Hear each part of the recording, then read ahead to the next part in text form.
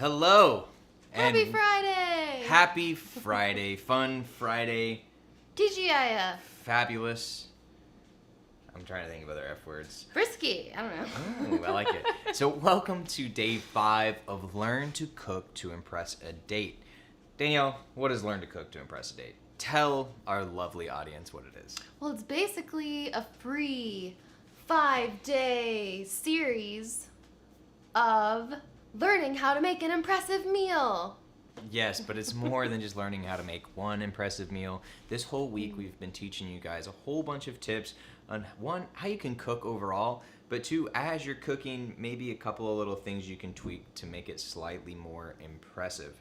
And of course, during this week, as we've been doing this live, by the way, this is not pre-recorded, we've been rolling with the punches, and we've been showing you guys that cooking is not something to be afraid of. It's okay to make mistakes. It's okay to make substitutions. It's okay to experiment. Experiment, yeah. So, but before we talk a little bit more about that, Danielle, why don't you walk us through what we've done so far this week? Yeah, so Monday we made lemon drop martinis and talked about some gear you want to stock in your kitchen. And then on Tuesday, we made I'm going to call it famous queso now. Just go ahead and go there. And we talked about meal planning and shopping. Shout out to Walmart. And Wednesday, on Tuesday we took tequila shots. That's very important. Very important to remember. And then Wednesday, we made old fashions for Whiskey Wednesday. And learned some knife skills, made a salad, our 5-finger salad formula, which tonight we're going to make it into a 6-finger salad. Spoiler alert. And then last night we made salmon in pan sauce and roasted root vegetables. Roots. Not Moscow, because once again, we didn't have vodka, so we used gin and called them London mules. Oh, I don't know if I heard the London part yesterday. Because it was Beefeater gin, which is London. I like it. A London dry gin. gin. So we had a London mule. Yeah. London. So in case you guys didn't hear that, on Monday we didn't have something we needed. On Tuesday, I think we didn't have something we needed. I think every day we didn't have something we needed. But that's part of the message here, is that it's okay to not have everything exactly to the recipe. You work with what you got. If your store is out of something, so for example, tonight we were going to do beef tenderloin, but our store didn't have any of that, so we decided to call an audible and just go with some good old-fashioned ribeyes, which, we're okay with. I'm not mad at.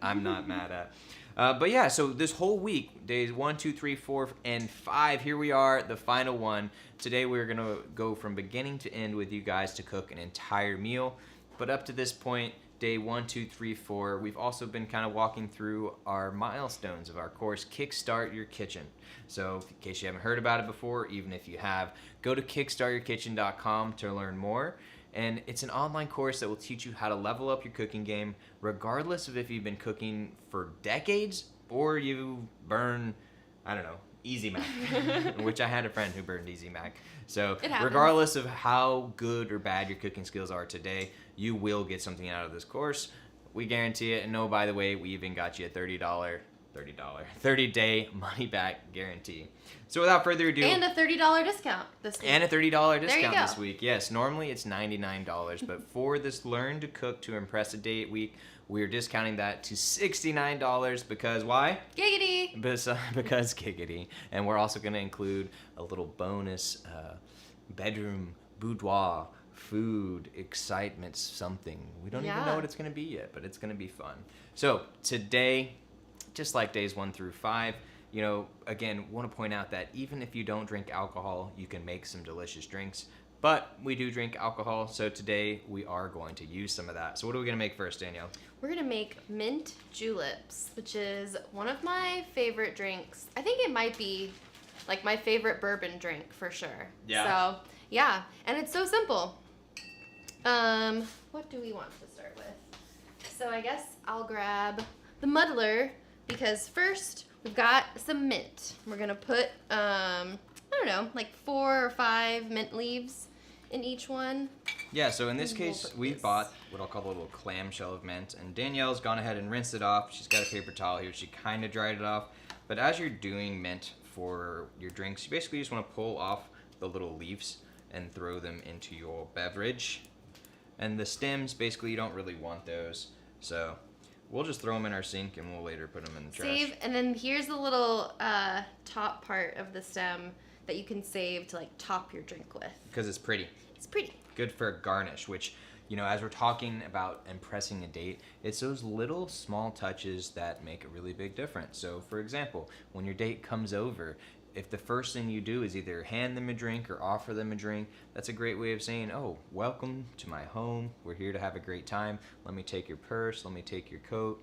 You know, let me take your man purse. You know, let me take your whatever. Oh, look at that. Almost made it in. And by doing that little bit of extra steps, it makes a difference. And one of those little extra steps is a garnish. So by grabbing one of these cute, oh, I'll have to rinse that one off again. But just so you can see, like, look at that. And you put that little tiny thing right at the top of your cup. That's going to look really nice. So fancy. All right, so we got mint. What else goes into this thing? So first we will muddle the mint to release all the flavors. And you're not trying to like really, you're not mad at the mint. You just like tap it, twist it a little bit. Like you don't really want to tear up the mint or like rip it to shreds. You're just loosely kind of smushing it together. It's like rubbing against the other leaves. It's starting to, it gets like fragrant. Yeah, it smells good. In case you guys didn't see us on Wednesday? Whenever, what do we use this again?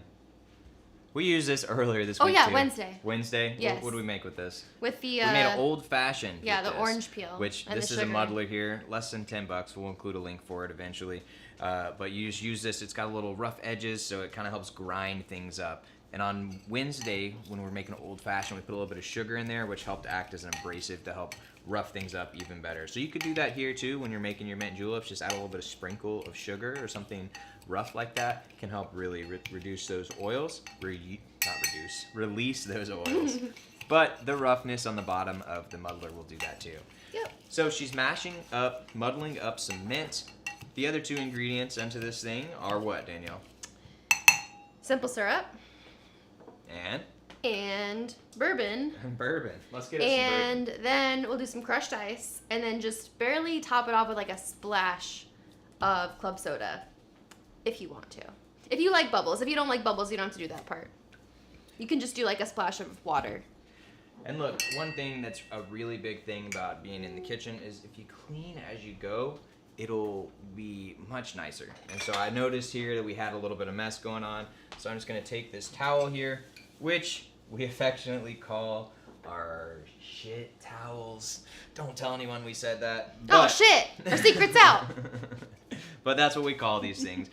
You know, basically you buy a big pack. I think we got this from Costco, but you can get some from Amazon or wherever. And we'll end up putting a link for these as well. But by having it out, you always can have it out to prompt you to know, oh, I can just easily grab that and wipe the thing off. Instead of having to go reach for a paper towel across the kitchen and think about it and then go throw it away.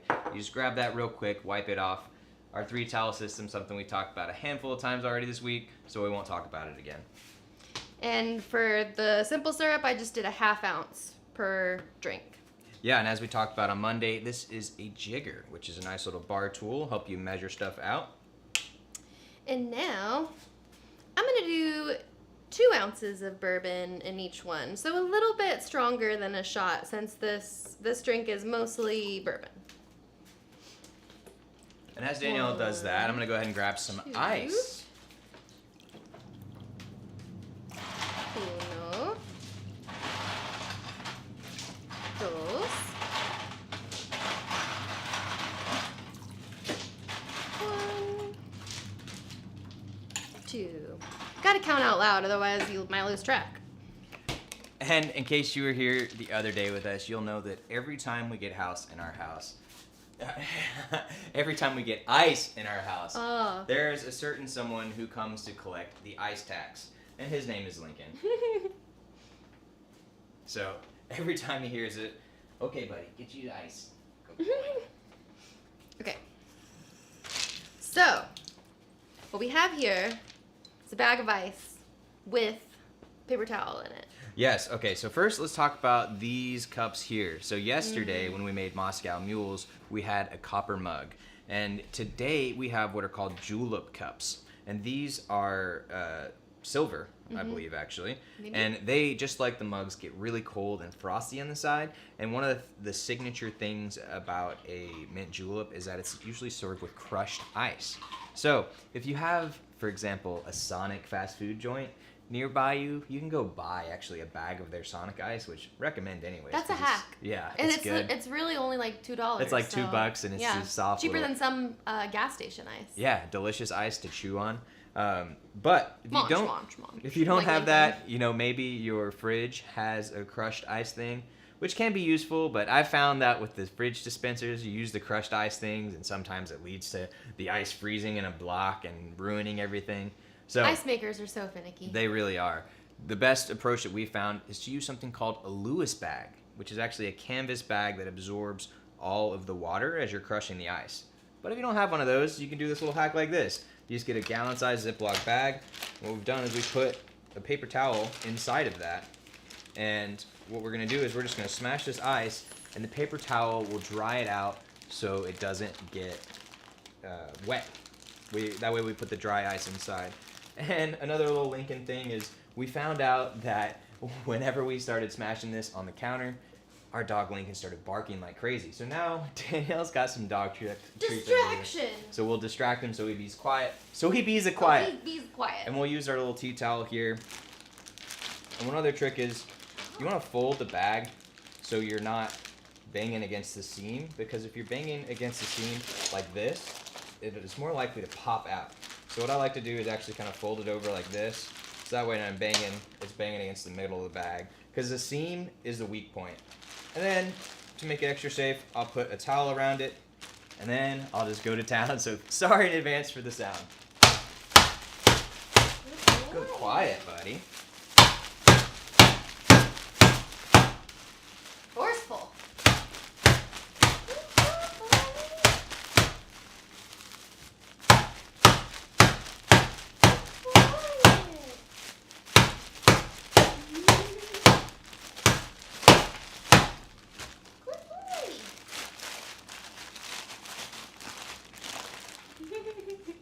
Pretty good. Let's go a little bit more.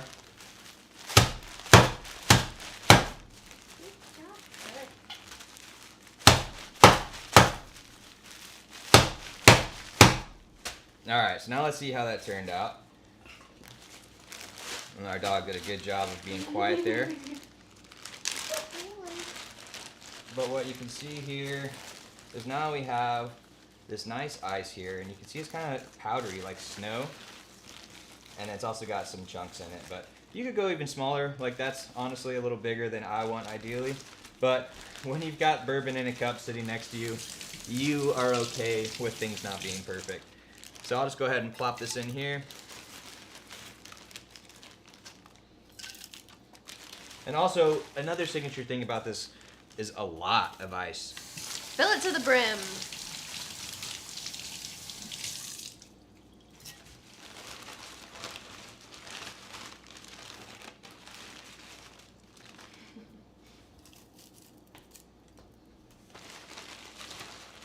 And in this case, you know, we probably could have done a little bit more ice. Whatever. But again, bourbon in a cup, sitting here ready for us.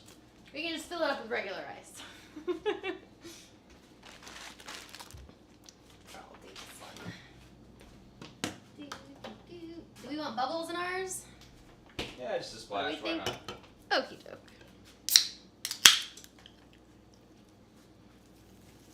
And then I'll get us a bar spoon. Wonderful. Give it a swirl. Alright, bud, no more snacks for you. Out of here. Moocher. So there's our prettiest one. So why don't you put a garnish on top of that? Oh yeah, and then whenever you're garnishing, to release the oils, you smack it.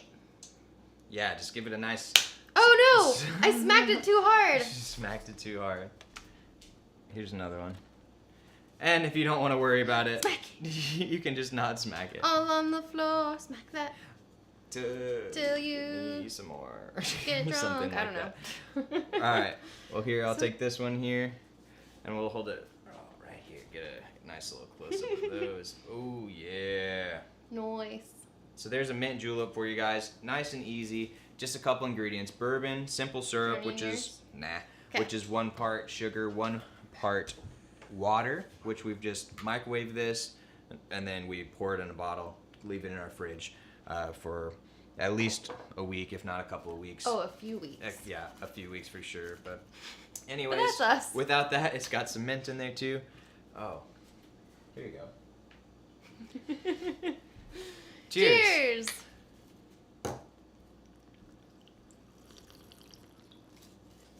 Mmm. Ah, nice and refreshing. Oh yeah. I will take a splash of this after all, 'cause this is a smidge sweet. Perfect. And then I'll top it off with the rest of the ice. Okay. So what are we prepping next? All right. Well, first, let's talk about appetizers. Tell us people a little bit more about what the purpose of having something like this is. Yes. Well, a great purpose of it is if your dinner isn't ready when your guests arrive, then if you're going to be serving alcohol, then you probably want some absorption factor. So that's one of the purposes of a cheese board or appetizer. Yes. And yeah. Yeah, absorption factor is a great term. My mom always likes to say, it's a marathon, not a sprint. And so when you have people coming over, the last thing you want is people to be hangry. And one of the biggest things about cooking to impress a date, a lot of people will try and go too big on their first time and then I never cook, but I'm going to cook a beef Wellington, this huge involved things. And so that's a tip for you guys at home. Definitely try and keep it simple for your first time. And even this week as we've been teaching you guys stuff, don't feel like you need to do all of the stuff. Just grab the 1 or 2 things that you want, and then you can always branch out. You can always do more. So a beautiful thing is when you have people coming over, if you have easy to grab snacks all ready to go, they have something to eat on. You don't have to worry about too much about them being late. We have some friends who, we're going to save their names, but we have dinner named after them because they always eat really late, 9, 10 o'clock. Yep. And it's like, oh yeah, this is those types of dinner. But the nice thing is we normally have a couple cocktails, normally have a couple appetizers, and it actually makes the evening kind of fun, Mm-hmm. So don't feel bad about having, a later dinner, but make sure you got some food there ready for your guests. So people come in, have some food ready. So what do we got over here, Danielle? Yeah, so we have a cheese board. Let's see. Ooh. Yes, and what we have here is a nice Texas. little Texas-shaped cheese board. Texas! F yeah! No. Yeah. And so what's all on this board here, Danielle? So we have some Triscuits. We have some blue corn tortilla chips to have with our queso from Tuesday night. Well, if it's cold, I'm gonna microwave that. Yeah, I was gonna tell you, it hadn't been it was in prop mode still, And then we've got these are. So I never know if this is the right way to say them. Plantain or plantain chips from Trader Joe's. So it's like a bag for $1, and they're so good. And then this is just a block of white cheddar. And then we have some sweet hot mustard. And then to add to it... Well, real quick, this is a sweet hot mustard we like to use. It's called Engelhofer, and it's got this really nice flavor where it's a combination of a little bit of spicy, that's what the hot means, and a little bit of sweet from honey. And it is really, really good, especially with the white cheddar.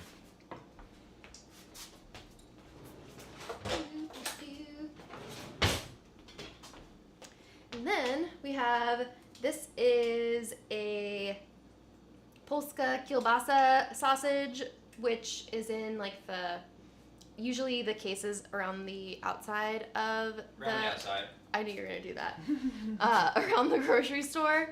And they're right next to the hot dogs normally. And they're pre-cooked. So you just slice them up in these little medallions and then throw them in a pan with nothing else, just the sliced up sausage, and put it over medium, maybe like just over medium, until they just keep stirring them and get a little brown, caramelized on both sides. And then they're really good to just dip in mustard or have on a cracker with cheese. However you want. I'm gonna probably put these in the bowl and then put them on the board, which I don't know why I didn't do that.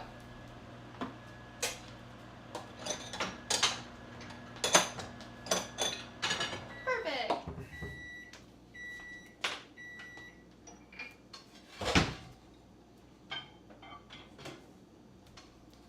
And here we have hot, hot, hot. This is a Queso. queso. It's much nicer when it's hot. I mean, look at that. Oh, yeah. And we made this queso completely from scratch. There's roasted poblano peppers in there, roasted jalapeno peppers, some onion. And then this is actually a different cheese than Danielle normally uses, which has been interesting. This one's actually closer to more of a traditional Mexican Melting cheese, yeah. kind of like queso fundido or queso. What's the other one called? Flamiado. Queso flamiado, and it gives a much nicer like cheese pull, which is fun. But it's just a little different than the typical one we have. But it makes for some really. Yeah, and I really do like the flavor of this cheese. I feel like it's more. I don't know. It's got more depth of flavor than the typical white American cheese I normally use. So, I've been liking it. Yeah, it's pretty tasty. And so look, I mean, another nice thing about having these boards is that they're just kind of pretty. And when people come over, it looks nice, and you take a little bit of time to kind of separate things apart into their own sections. And then people can kind of pick and choose the things that they want to try together. So, for example, right now I've got a mustard, cheese, sausage, Triscuit. I approve of this method.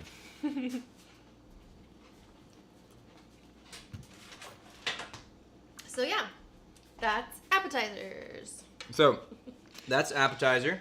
And oh, by the way, in the course we have, and maybe we'll end up sharing it as a separate TikTok as well, but we have a list of easy things that you can put together without even having to do any cooking. So like, the sausage is minimal cooking, but it's just literally slice, cook for like 5 minutes. Other than that, cheese, crackers, all that stuff you can put out. And maybe you cut it up, maybe you just put out a cheese knife. Not that big of a deal. But by having an appetizer out and by doing multiple courses, it makes the whole meal feel a little fancier, you know? And especially for something like a cheese board, it's like less than $10, you can add a nice little appetizer, really up your game. Ooh, I'm still thirsty. What about you? Cheers. So what else is on the menu for today, Daniel? So we're gonna do another salad, but with a different variation on the 5-finger formula. And then we have broccoli. We're gonna roast with some garlic, and we're gonna do some smashed roast potatoes. Oh yeah. And yeah, and then dessert. Yes. So we've got Oh, the and appetizers meat. up front, and then in the middle we've got our star of the show is the ribeye, which is going to go with a white wine pan, not Red a white wine. a red wine pan sauce. That's going to be delicious. Got some roasted broccoli with garlic, and then what was the other side? Potatoes? Potatoes, smashed potatoes, and then we're going to finish up with the tapioca pudding. And the tapioca pudding we actually bought pre-made, but we're just gonna zhuzh it up a little bit to make it a little fancier, look a little nicer.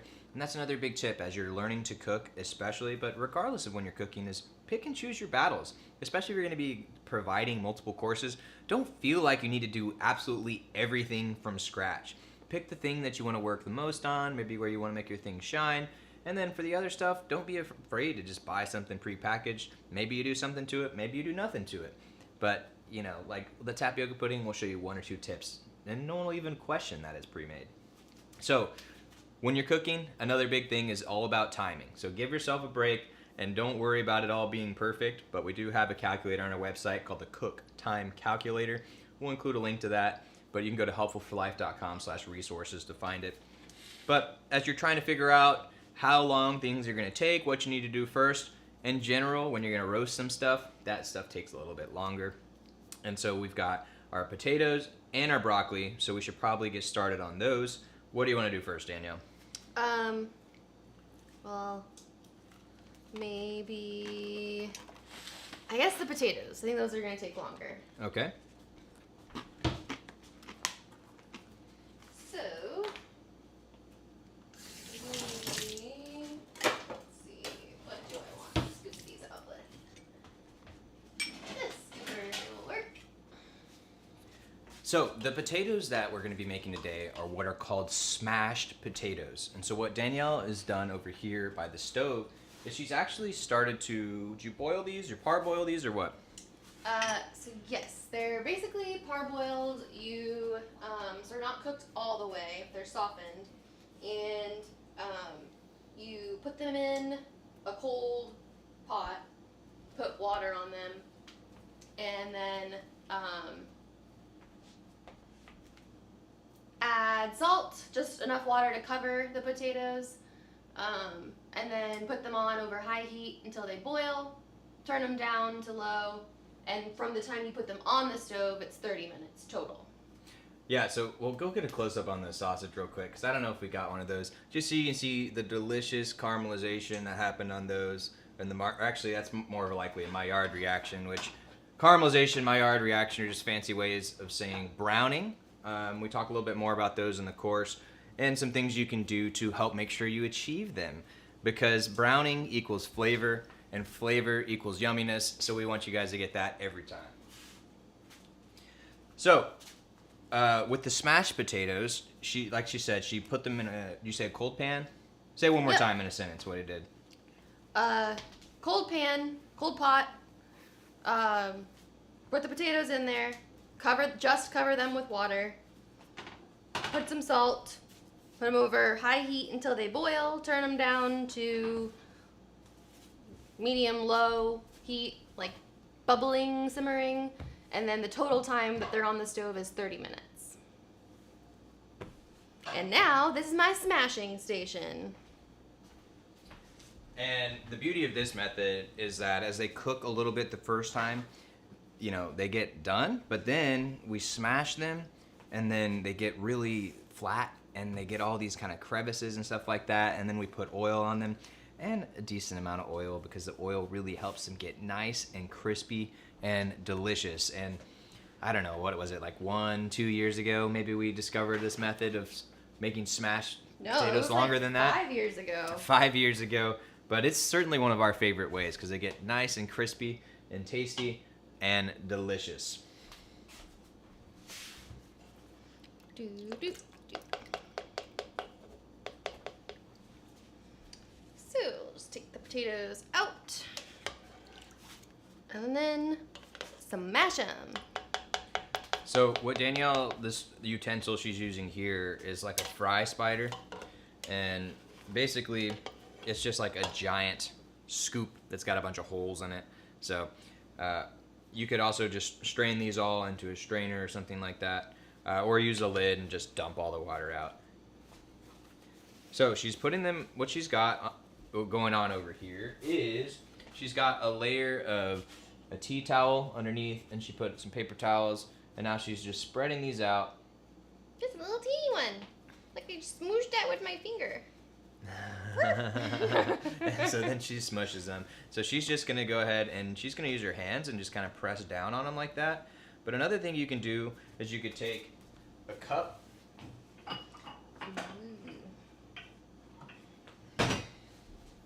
You could use a cup, something like this, and you could put it on top and smash like that.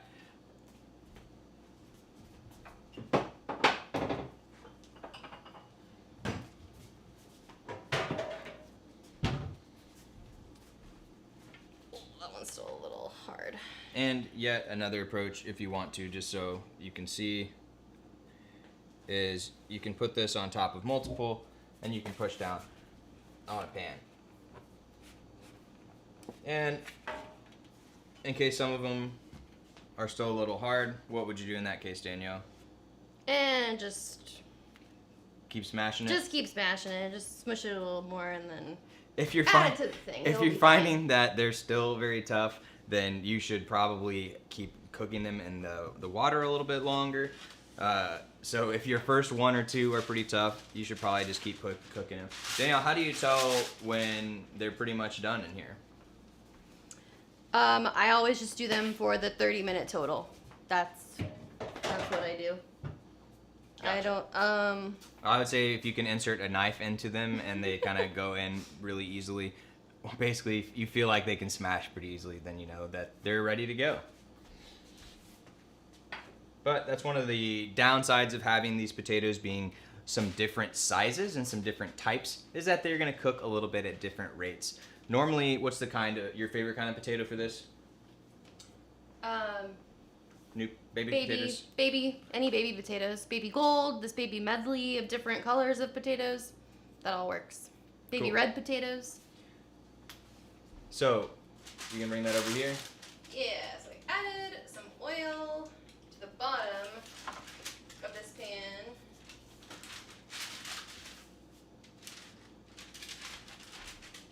Just trying to get it coated.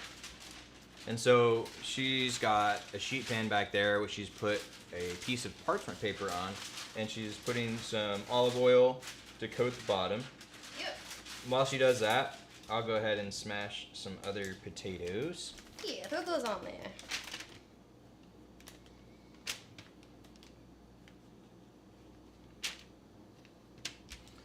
Now, in my opinion, a key thing with these potatoes is to use plenty of oil. Yes. Again, these may not be the healthiest of the potatoes since you are using a good amount of oil, but man, are they delicious. And if you're cooking to impress a date, if it's a special occasion, whether it's you, whether it's someone you're having over, whether it's a group, I think it's worth doing. Oh, having a little sound issue, but it went away. Nah, we need some new fancy cables. I don't know why these ones keep messing up on me. Classic.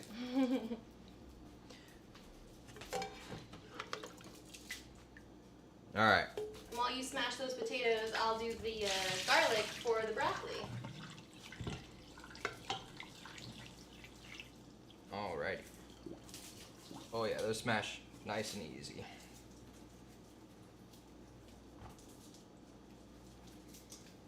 Now, the nice thing about using your hand when you're smashing these is you can better feel how they're moving and how they're smashing. Smashing. Yes. Shout out Nigel Thornberry. And basically, you want to try and get them in like roughly the same thickness, but you want to try and get some of them cragglies so they can get kind of nice and crispy.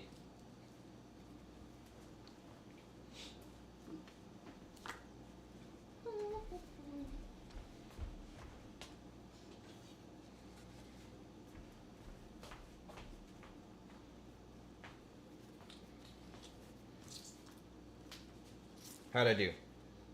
Looks wonderful. Now I'm also gonna smash the garlic. What a smashing evening we're having.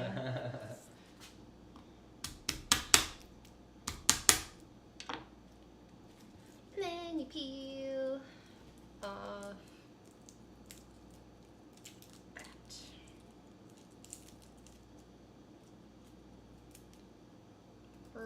There. And, you know, today we're showing you how to cook these smashed potatoes, which we also teach you how to cook in the course. But within Kickstart Your Kitchen, we actually teach you guys how to cook multiple kinds of potatoes. There's a baking soda method, the smash method like we mentioned, and then we have what we call the Mama G method, named after my mom. And there's even another bonus method in there. They're all delicious. In my opinion, potatoes are a great side to have to most any dish. And by being able to cook them different ways, you keep it interesting, you can use different varieties. And I mean, if you think a baked potato is the best potato you've ever had, in my opinion, you're missing out. You need to try some of these other kinds with the roasted flavors, a little bit of you know, oil and or butter and or fresh herbs, And definitely here, some salt. Yeah, we're actually combining the smashed potatoes recipe with the Mama G recipe. Yes, because we're smashing them, but we're also going to be adding some fresh rosemary and onions to this, which is going to make it delicious. So, where do these go? On the sheet pan, if there's room. I think there should be room. We just need one.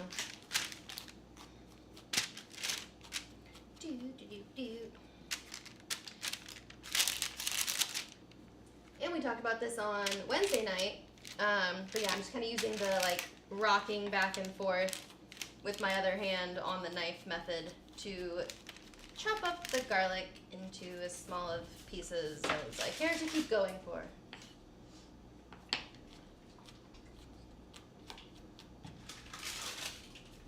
Oops, sorry. And real quick over here on the potatoes, you can see just have this oil that we've squirted onto the parchment paper itself, and you can just add enough to where it's going to be on the bottom. And what I like to do is as I put them on, I just kind of smear it around to make sure that the potatoes got a little bit of oil on there. And in general, you want to avoid crowding your pans. That's one way to make sure you get nice crisping.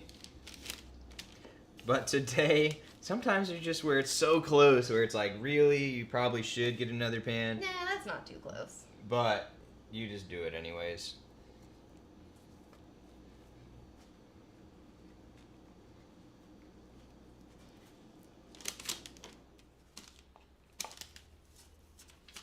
Now, is that all the oil you use, Danielle, or do you drizzle it on top? No, I would also pour some on top of those. That's what I thought. And you add salt and rosemary and the onions, which we need to cut up still.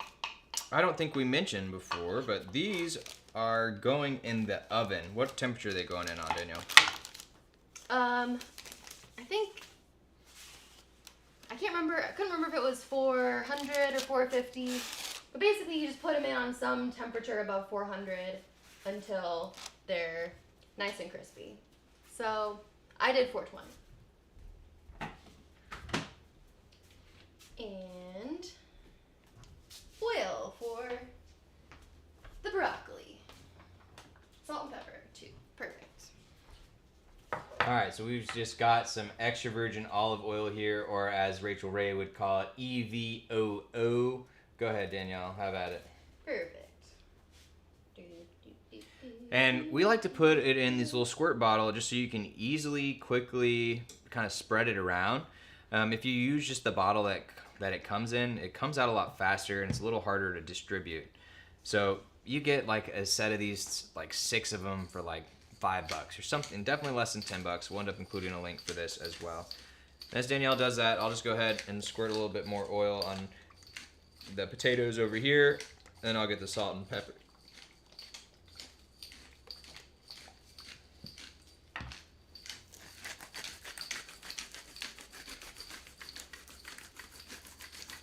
And especially with the potatoes, in my opinion, salt is what makes them delicious. So make sure to not skimp on that. And I think, besides salt, pepper, and rosemary, do we put anything else on these? Or adding onions. Onions. But we don't put any other herbs or anything. Just salt, pepper, oil, rosemary, onions. Yep.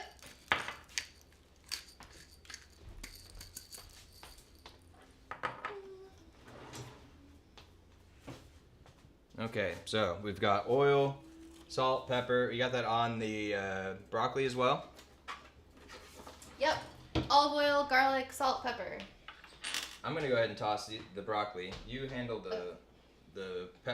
what are those called? Potatoes. Potatoes. So I'm just gonna use the best tools in the kitchen, which are my hands, to help coat this broccoli in the olive oil, the garlic, the salt, and the pepper.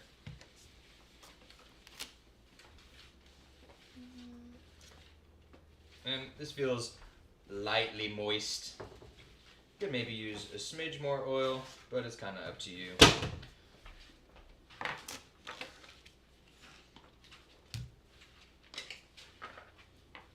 And broccoli is one of my favorite vegetables to roast because it's very easy. Danielle, how did you prep this broccoli florets, which is a fancy name for saying I actually broccoli left trees. a floret to do on camera. Oh, good call. That was why I did this. Okay. So my favorite way to do broccoli, there you are. I like using kitchen shears. And then you just cut off the little trees. I like to start from the bottom or the outside. Start from the bottom, now we're here. So, and just cut off the little florets from the crown to use, correct broccoli terminology. Oop.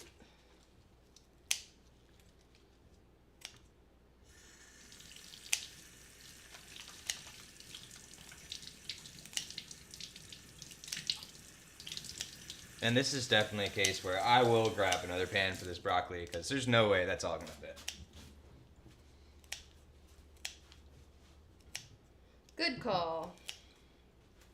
And then these little leftover broccoli stems you can save and give to your dogs, which I learned from Libby of Libby's Kitchen and Studio, who was on the show cooking with us the first time. So yeah, put these in like a gallon-sized bag in your fridge, and then your dogs can have them. And actually, Lincoln didn't know how to how to eat this until Libby was here with her dog, and then Lincoln watched him eat it, and then he would because I used to try and give him the stems when it was just him, and he was never interested. But then he saw Libby's dog chomp down on it and was like, oh, okay, I like broccoli stems now. He said he got it. So I'll put that one for him. Do you want to add a little more garlic to this over here? Sure. Why not? And in this case, Danielle's kept all of the broccoli florets in their whole shape. I, a lot of times, like them to get a little bit crispier, so sometimes I'll cut them either in half or just some thinner little slivers. But it's all just kind of up to personal preference and what you like. And, one thing I also like with broccoli is to have some pieces that are a little bigger, some pieces a little smaller. So some of them are nice and crispy and browned, and then others are a little more just broccoli flavor, if you will. Do you know what that's called? What's that called, Danielle? Tell us. Heterogeneity. Nice. We talked about that. We learned that on Wednesday, maybe? Either Wednesday or yesterday. I don't remember which. Oh, there we go. Heterogeneity, air horn.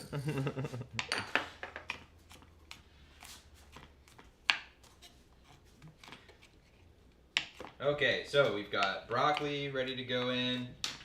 We've got potatoes almost ready to go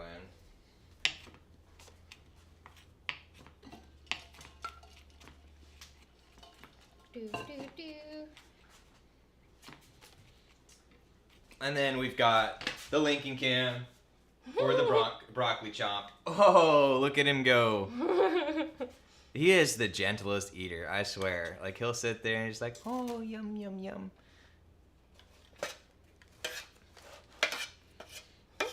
He's just licking it? Oh my gosh. This guy's fun. Oh, okay. Boop, boop. Rinse off my garlic fingers.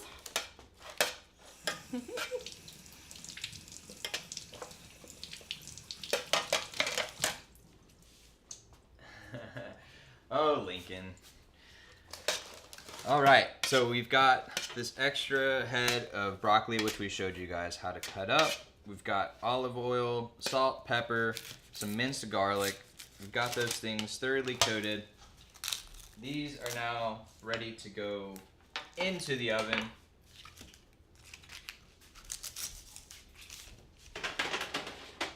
I'll put them on there to wait for the potatoes because the potatoes are going to take a little longer. Man, I'm a little hungry. I wish I had some food. Oh, look, how nice. Give me another one of those. Triscuit, mustard, sausage. There's a sweet hot mustard.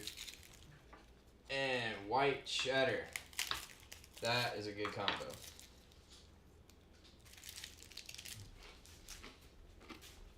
What kind of oven you got there? Or onion? This is a sweet onion. And actually, we got for the first time today a bag of Peruvian sweet onions. So we'll see if they're fancier or better than our regular old sweet onions.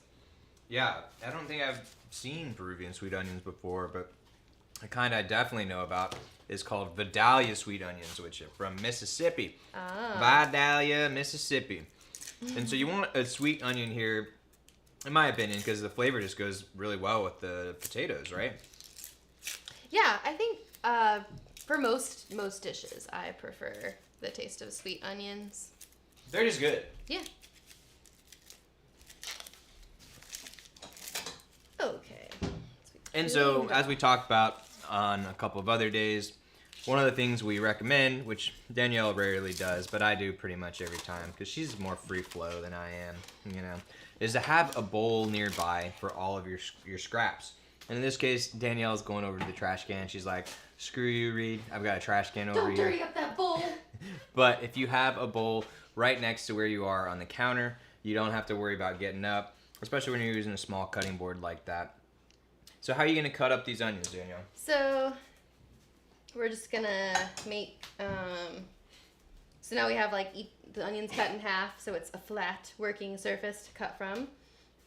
Then we're just going to cut some vertical slits this way. Then chop it like this.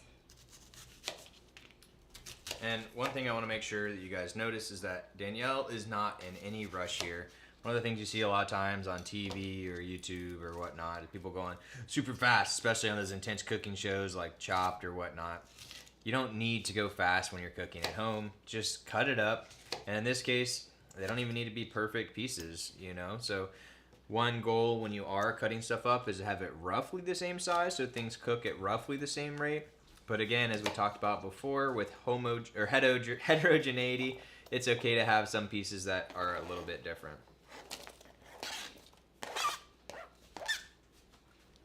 And again, sometimes the best tools here are your fingers, and we'll just kind of move those onions across the pan. And I will say that I think this might be our first time trying to combine these two recipes. Yes, it is. And more experiments. I think they're going to be tasty. However, one thing to keep in mind with onions is they might release a little extra moisture. Yeah, actually, that kind of looks like enough onions for. Yeah, so if we had too many potatoes onions, they might not get quite as crispy.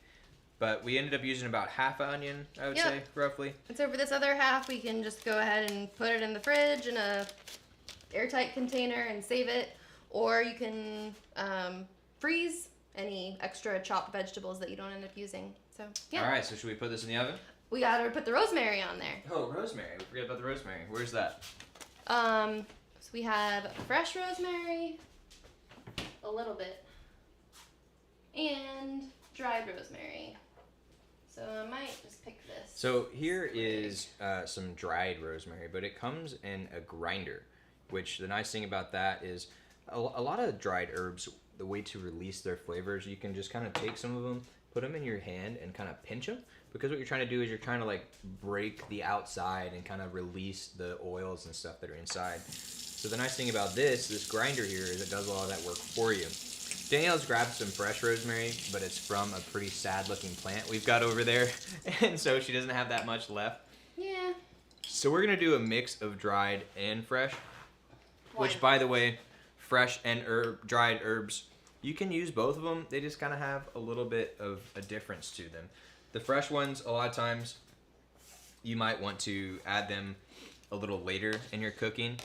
If you're going to be cooking something, for example, like a sauce, or soup, you're going to be cooking all day, there's no need to use fresh, because the benefits of the fresh are really with that nice, good I don't know, sharp, herbaceous taste. And that would be cooked out with a long time. So when you're using fresh herbs, a lot of times you want to put them in the end. So in the case of these roast potatoes, probably not that big a deal to use fresh or roasted. So I'll go ahead and start grinding some of this rosemary on top as well. Cool. And I'm just kind of like rough chopping these rosemary leaves from the fresh plant. And, you know, when you feel like the grinder's not grinding quite enough, you just kind of grab it, like I was saying, in your hand here and just kind of pinch it to break it up. And then you can sprinkle it on top. Voila. And the herbs just add, smell that. It smells so good. Smell mine. It's like Smell my garlic and finger. rosemary. Garlic fingers.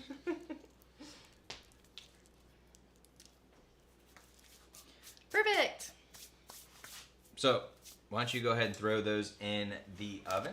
We shall.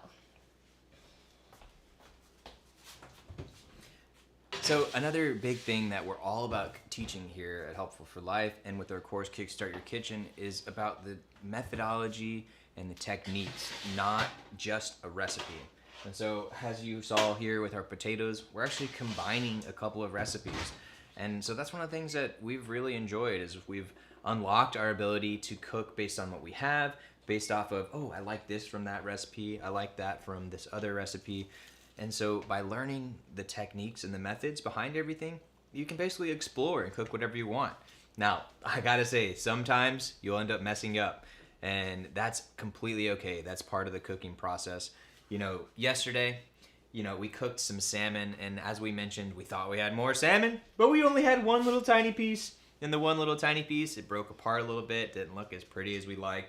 Ended up being a little saltier than we wanted, but that was okay. We learned a little bit. We said, all right, that was our first time actually making this Asian kind of pan sauce. Mm-hmm. And we're like, you know what? We tried it. We know next time, maybe a little less, maybe a lot less soy sauce. A little less, soy sauce, maybe something else. Like maybe more honey to balance out the saltiness in the soy sauce. And then also another trick is something's a little too salty. You could take a little spritz of acid, say for example, some lemon juice or something like that. It can help balance it out a little bit too. Yeah. But the nice thing is, we'll end up sharing some pictures with you guys. Later on that night, ended up grabbing some of our leftover lettuce from our 5-finger salad on Wednesday. And I made a little bit of an Asian salad. I took that rotisserie chicken we had left over from the chicken pot pie Danielle cooked yesterday. And then I tossed that with the salad and some of that delicious Asian sauce that we made.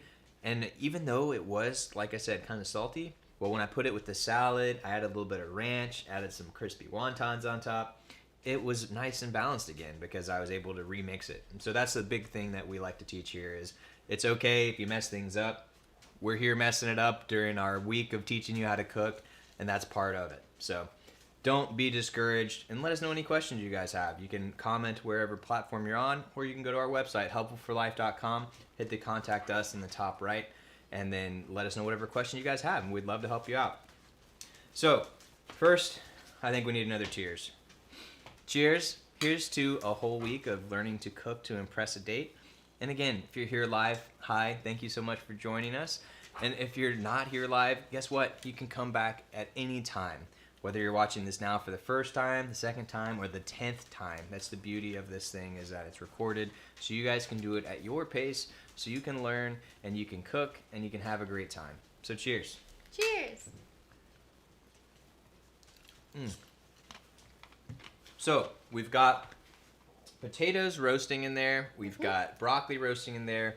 I think it might be time we turn towards the beef. What do you think? Yes, I agree. All right. You get the beef. I'll clean up our station here. I still need this for shallots. Okay. Okay.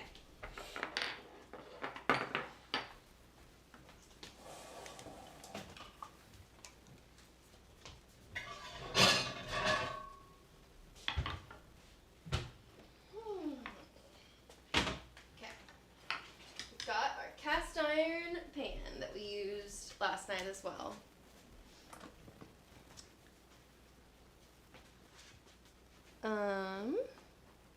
Do you want to do the meat? I want you to get the meat out. Where is it? Right here. You got Next to the pan. something for it to be seasoned in? Okie dokie. I usually just open the tray and season it in the tray so you don't dirty another dish. Oh, there you go. That's my secret.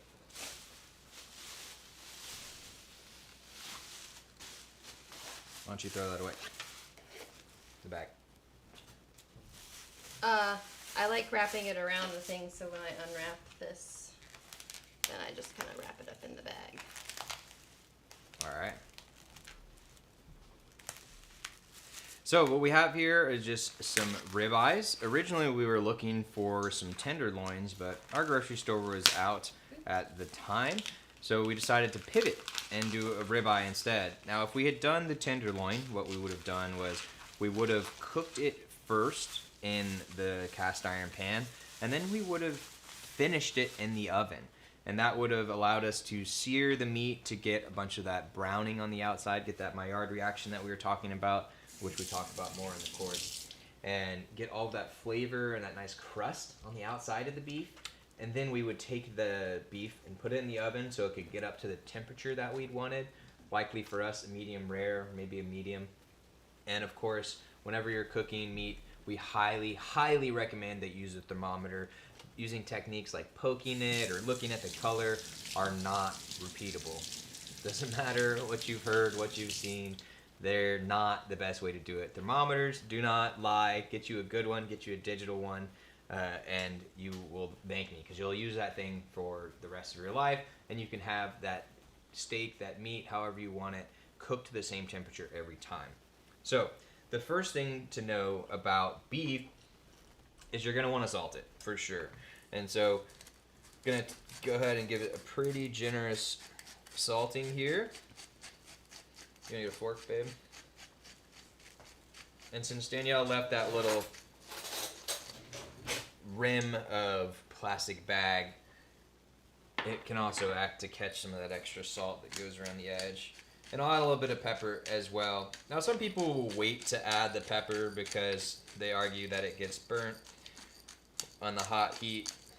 I don't think it's that big of a deal personally. And if you want to, you can take your little fingers and kind of press it down. But we're just going to flip it with a fork. And you can... There you go. Thanks. Totally Wonderful. made a big difference. Now, the purpose of adding the salt here, as we mentioned yesterday, it gives some salty flavor. But it also serves some other things as well. It actually penetrates inside of the meat, helps tenderize it a little bit. And... so even if you don't want saltiness or you don't want, you're worried about sodium, things like that, know that salt performs other functions other than just that saltiness. So do not skip it. Ooh, scrape that side off for me. Thank you for spreading that out. And another trick when you're seasoning things is to do it from higher up. That allows... kind of like if you're snowing, it allows you to snow on a wider area, so you don't have to worry as much about all your seasoning going in one spot right, and being clumping. over concentrated in one spot. And with beef, a lot of people recommend just keeping it, especially if you're doing like a steak, just keep it relatively simple with the flavors. So salt, pepper are great, and you don't really need to add much else more. Another thing we're going to be doing here is a pan sauce, though, right? What's the pan sauce we're going to do today? Yes, so basically with the red meat, we're going to do a red wine pan sauce. So it will, it seems like it would go together. And usually when we do a pan sauce, we do a white wine, like mustard shallot pan sauce. So this time we're keeping the shallots for the aromatics in the pan sauce, which I guess aromatics are things like herbs and onions and shallots and garlic, things that when you add them to a dish, I guess they really like express flavors and scents. Yeah, and smells, because smell is also a big part of flavor. And so we're actually going to be waiting to cook these for a while, but it's okay that we season these in advance because actually the salt takes some time to do its magic. And as I said, it actually kind of dissolves. It goes inside of the steak And actually, if you sit there and watch a time lapse, you'll see moisture actually come out of the steak and then get reabsorbed back in. So salt also helps your protein stay juicier. So salt does a lot of really good things. And we mentioned it, I think, yesterday. And actually, Danielle ended up watching an episode of it last night. But if you've not heard of it before, there's an amazing documentary called Salt, Fat, Acid, and Heat. It's made by a woman named Samin Nosrat, and I may be messing up her name, so sorry. I guess you heard it last night. How close was I? You don't remember? I don't remember. That's okay. It was late at night. I don't blame you. But she also has a cookbook by the same name. She talks about the importance of the ingredients salt, fat, acid, and heat to most every meal. So we've got our steaks over here. Seasoning, and the salt is there. In general, you're going to want that salt to be on there for at least 20 minutes, and you could even season this the day before. You could even, some people actually basically put the salt on, and they'll do what's called a dry brine, which we also talk about dry and wet brines in the course. And yesterday we talked a little bit about marinades, and we'll talk more about that in the course as well. So in case I haven't mentioned it yet, I'll mention it again. Go to kickstartyourkitchen.com to get the course. Normally it's at the price of $99, but because of the Learn to Cook to Impress a Date, we are discounting it down to $69. This may possibly be the only time that we discount the course because it's already such a great price, teaching you guys how to cook for the rest of your life. And you're going to save so much money. You're going to eat so much better. You're going to be able to have dates over. You're going to be able to host friends and family. Honestly, I wholeheartedly believe that cooking can change your life and make it so much more rich. So please, just give it a try. Prove us wrong. If you don't like it for whatever reason, you got 30 days to send it on back. All right. Stuff's roasting. We got a couple more minutes. So I'm still nursing on this drink a little bit, but I think it might be time for us to work on our next one. What do you think? Go for it. So now we're going to make a whiskey sour. So for that, I'm going to go ahead and grab a couple of other ingredients. Actually, you grab them for me. Grab the shakers. Okay. And grab me an egg. And we'll tell people what we're going to do about that in a second.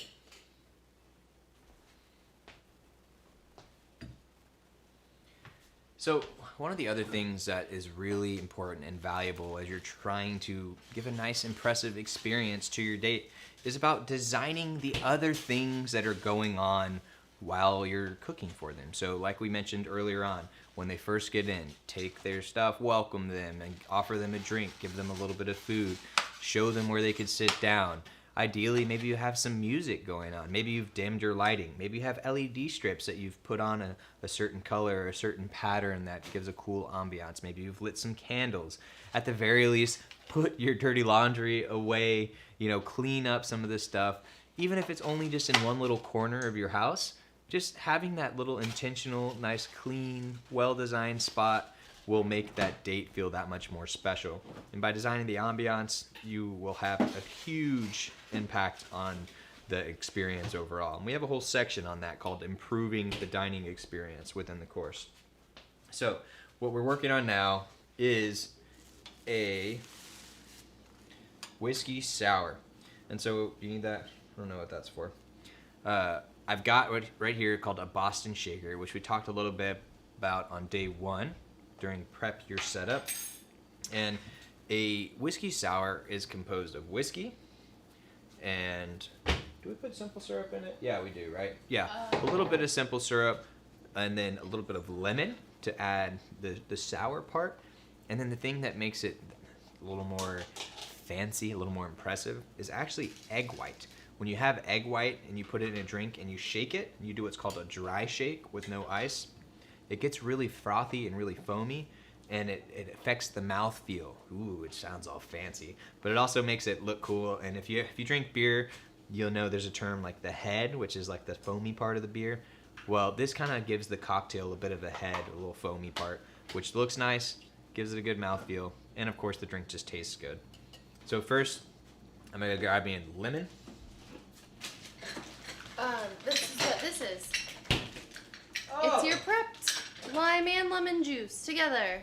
Well, look at that. So they've already made me a little bit of a sour mix here, which is lemon juice and lime juice that they've squeezed and put in one of these handy dandy squirt bottles that we already mentioned. And doing a little bit of work ahead of time is one of the ways to make your job on the day of, during the time, so much easier. So something like squeezing lemon juice, lime juice, you could even do a day, maybe even a couple days beforehand if you wanted to, as you were prepping for your big night or whatnot. Just like you could cut the broccoli, you could cut or get the potatoes ready, things like that. So I'm gonna go ahead and grab my jigger here.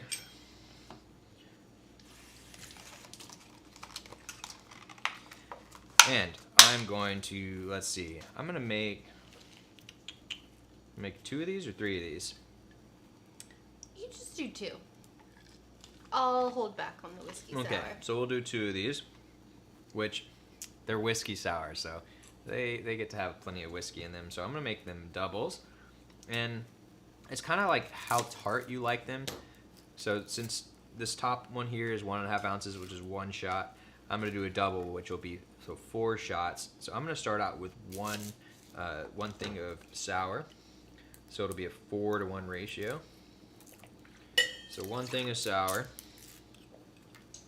And then again, how sweet you like it kind of depends on you.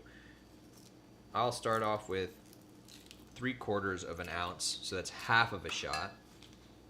And I'll go ahead and rinse that out. What are you working on there, Danielle?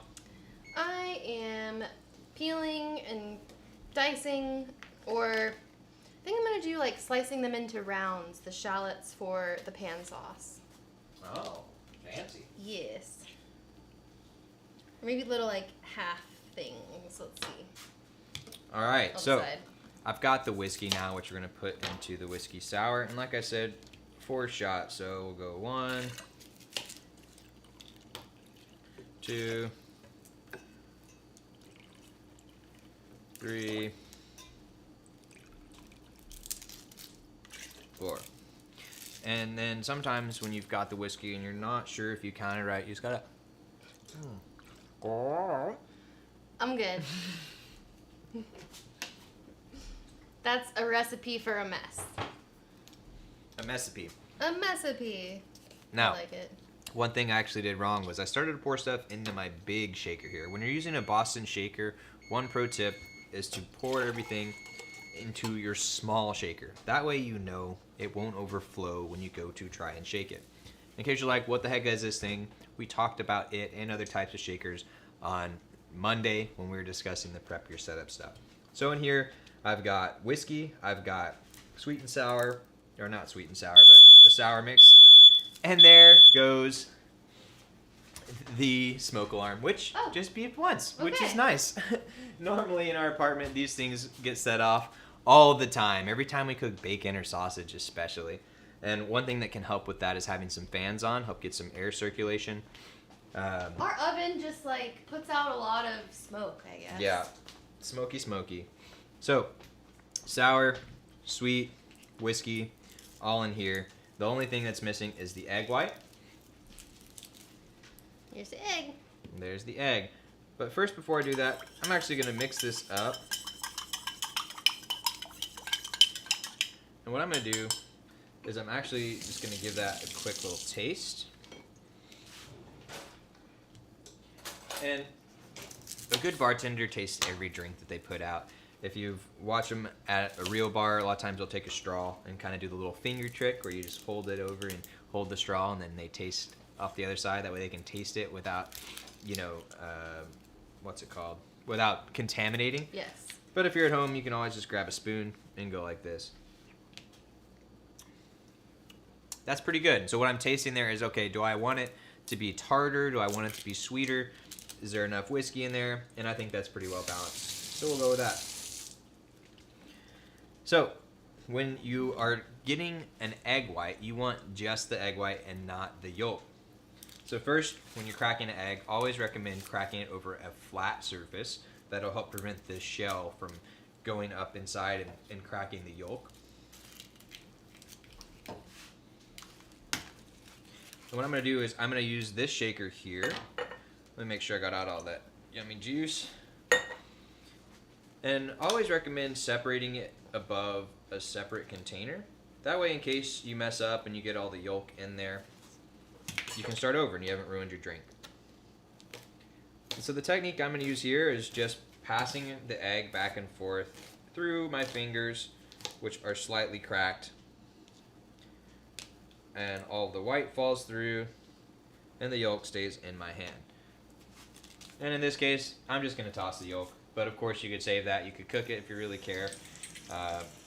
You know, I'm okay, quote unquote, wasting a little bit every now and then. So that's just up to you guys how sustainable or whatnot you want to be. But I think an egg yolk every now and then down the drain isn't the worst thing. Of course, you could save that and put it in your breakfast tomorrow. Oh, we should have given it to Lincoln for his coat. Or give it to Lincoln. So now I've got this egg white in here. And again, what that does is it helps add frothiness and gives it that foam. So now I'm going to dry shake that. Now, dry shake helps it form that foam a lot better. If you introduce the ice, I believe that it causes the foam to not work as well because all that water that gets introduced prevents it from getting all foamy.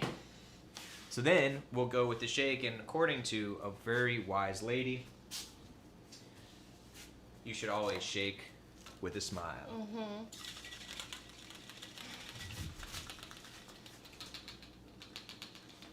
Ooh, smolder shake.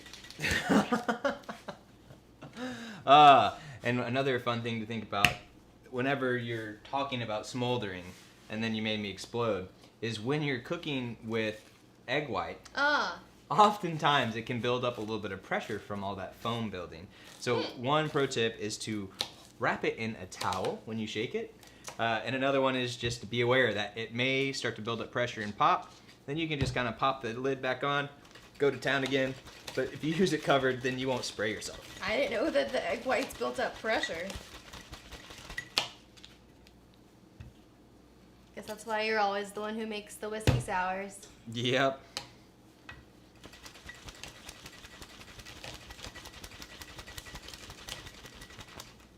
And I could be wrong about that. It could have just not had that great of a seal.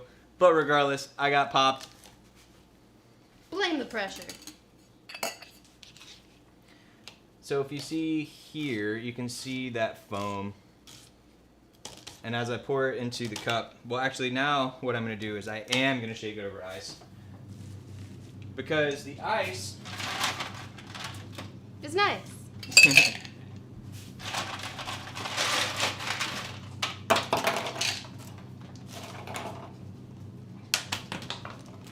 for the Lincoln tax.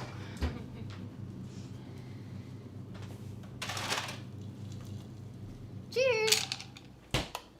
So again, to make sure I'm not going to overflow, I'll pour into the small cup so I can make sure that I'm good. Alright, I'm good. And now, I did the initial shake without the ice, and I will do the shake with the ice to get it cold and to add a little bit of water to help balance out the flavor.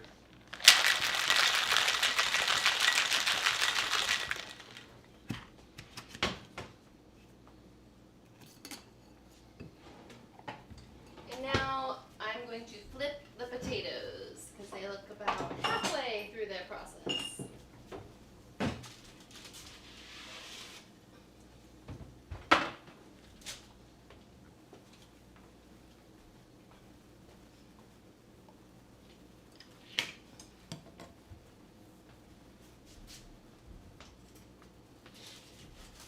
Alright, and now I'm just going to grab this strainer here to hold the ice in. I'm going to put some fresh ice into the cups.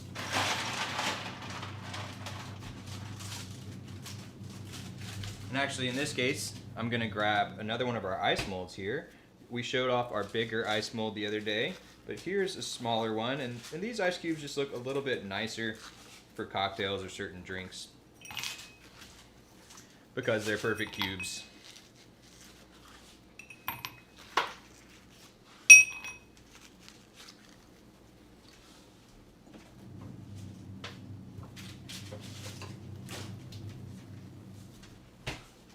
And then we'll strain into there. Just going back and forth to try and get roughly even. You can see that kind of silky foaminess that comes from the egg white.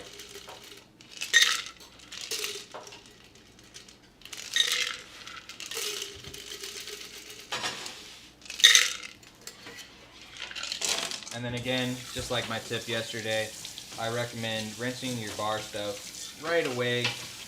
So that way as you make other cocktails throughout the night, you don't have to worry about things being sticky.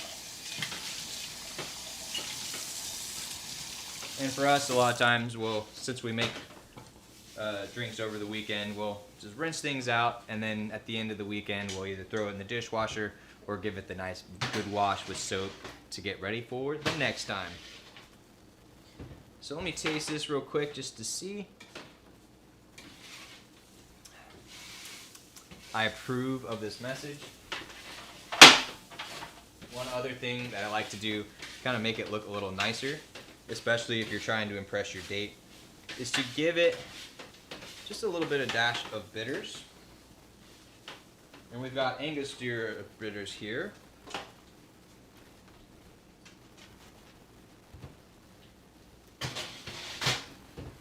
Oh, that one shot out a little hard. So definitely got a lot more bitters in this one than I wanted. But the point of the bitters is largely to provide a little bit of a contrast to the top and add a smidge of extra flavor as well. But I don't stir it in because it's mostly to add appeal. Would you like to try it, Danielle? Sure. Cheers. Cheers. Mmm. Yeah, it's really good. All right. Tart. And I'll put this over here to magically disappear over time. And, all right, how are we doing? I think we should start the meat in the pan sauce. So, we've got our broccoli that's cooking in the oven. We've got our smashed potatoes, which are cooking in there as well. Danielle had them in there at 420 degrees Fahrenheit. It went in there for how long? So far, 16 minutes, just over 15 minutes, maybe a little closer to 20 after I turned off the timer and didn't immediately stir or turn them. So 16 to 20 minutes. Yeah, about 15 to 20 minutes in there initially, and then now I put them back on for just under 15 minutes to check them to be done. So roughly 30 minutes total? Yes. At 420 degrees And Fahrenheit. flip the potatoes halfway and stir the broccoli halfway. Right, and so now we're about ready to start on our beef here, which actually, if you get closer, you can see, you can start to see some of this kind of glistening as the moisture gets pulled out of the steak. You can see it kind of shiny looking. That's from the salt bringing the moisture out. And again, as I mentioned, that salt will kind of dissolve and then go right back into the steak, and it'll help it get more delicious and more tender and mo better in a lot of ways. So Danielle is going to heat up the cast iron pan, and the reason we're using cast iron here is because some of that steak is actually going to kind of stick to the pan a little bit, and it's going to create what's called a fond, which is a fancy way of saying kind of like yummy brown bits that kind of stick to the pan. And then what we do is we put a liquid in there to dissolve all that yummy fond, all those yummy brown bits, and we make a really flavorful sauce from that. So we're gonna sear the steak on both sides to get a nice crust on it, and then try and get it cooked to a nice medium rare, which we'll use our thermometer to keep an eye on. And then we're gonna use the delicious bits on the bottom to create a pan sauce. And within our course, kickstartyourkitchen.com, #NoShame, you can go and see, we have a whole video just on pan sauces. We talk about the formula, we talk about how you can do it, we talk about the optional thickeners you can add in, like a cornstarch slurry or a roux, and also just what a reduction is, and so much more. But for now, Danielle's heating up the pan, and then we're gonna move the steak over there. Sometimes you just gotta double fist, you know? And then I'm going to go ahead and open the wine, so that'll be ready to pour in once we remove the meat, and then the wine helps what's called deglaze the pan for a pan Yes. sauce. And helps, I guess, get up all that good, tasty bits that stuck on the pan.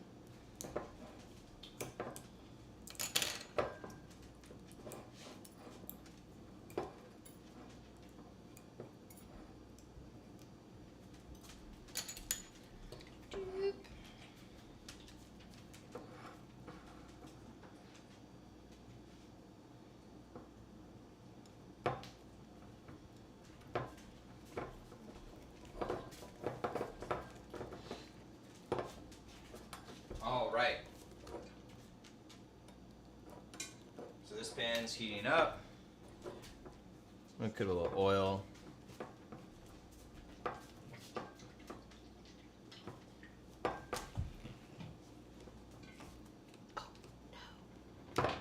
What happened? The cork broke. I started bending as I was pulling out before I should have. Context.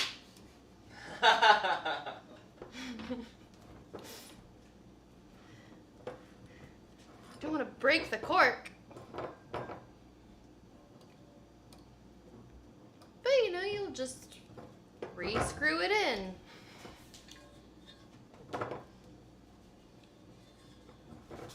If I could figure this out. Get back in there. We've got it. No. It doesn't like screwing into an uneven surface. Oh no. You want me to take a shot at it? Maybe. No, wait. Go in.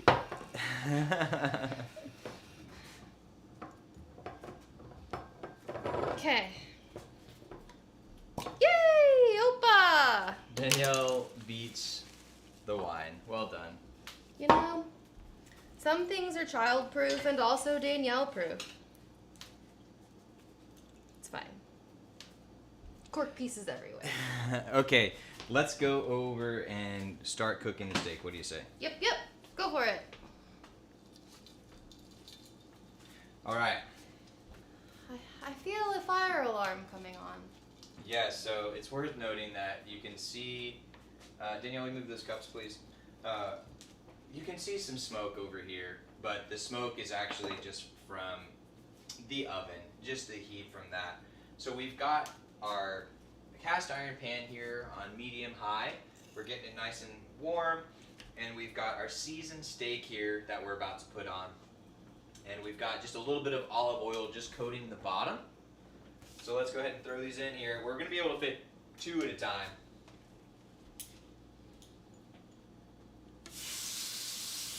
That sizzle, that's what you want to hear.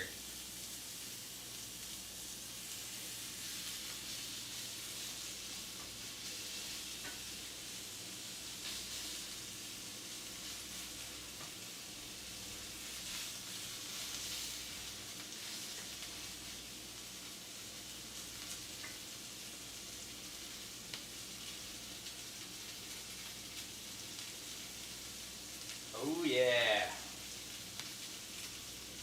So that steak's gonna cook for a couple minutes on each side, and what we're looking for here is to get a good crust on it. We're gonna get amount of color, because that's gonna be flavor ultimately, and some of that's gonna be flavor for the steak itself. But then, as we mentioned before, some of that flavor is gonna stay behind on the pan, and then we're gonna use a liquid. What's our liquid we're gonna use, Danielle?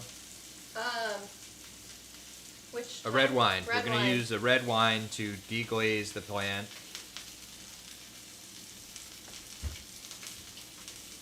And a big thing to keep in mind with steaks is don't be afraid of checking it. You can see, if you get a little bit closer here, you can see on the side as the color starts to change from red. And so you can see on the bottom, it starts to get, it looks a little almost gray And then eventually it kind of gets to a little bit darker, a little bit more brown. And those are the crispy, crunchy deliciousness that you want. And crunchy is probably the wrong word, but you want to get some of that browning goodness on there.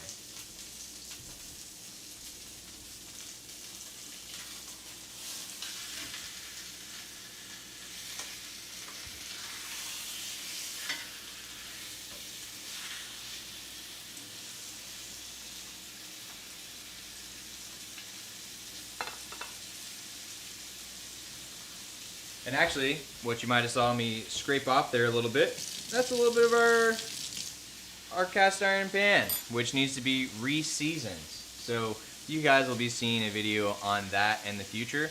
And you might look at that color and recognize that, hey, it's getting some of that browning, but it still needs a little bit more. But don't be afraid of flipping your steak, because while you flip it, it'll allow it to cook a little more evenly. And it's better to make sure that it's not going to get too done. You know, you can move it around, make sure it's going to cook different parts, because at the end of the day, regardless of what you're cooking on, some parts are going to be hotter than others. And so it's good to make sure that you get a nice even cook.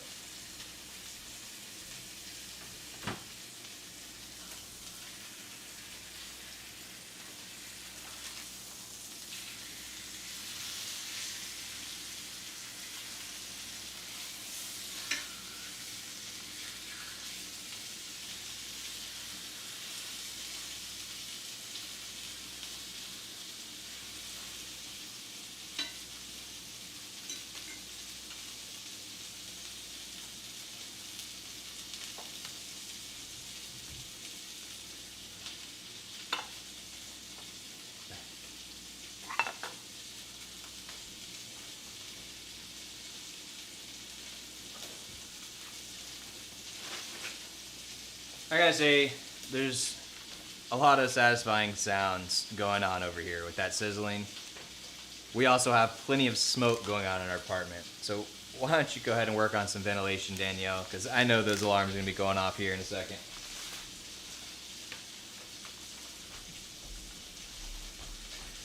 And actually, we're just gonna go ahead and just cook just the 2 steaks for right now. That way we'll save that other one for later, because we can only fit 2 in the pan. So I'm going to put this in a bag, and we're going to save that for tomorrow.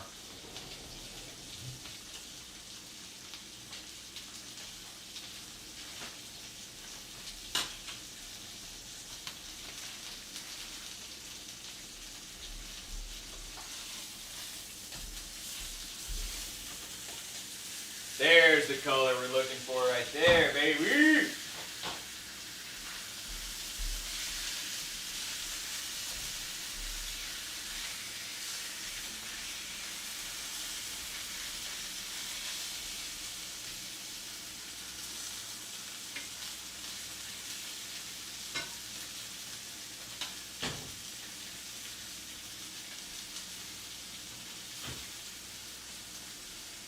And one trick we do when our apartment gets really smoky is we close all of the doors, all our interior doors rather, and then we open up our window, or in our case a sliding door, to help funnel the smoke outside.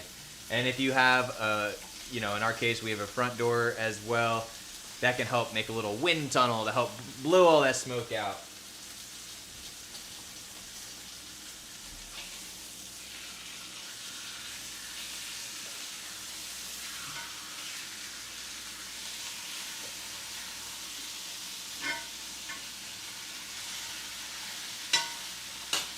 So we've got this steak cooking now. I'm gonna insert a thermometer to see what temperature it's at.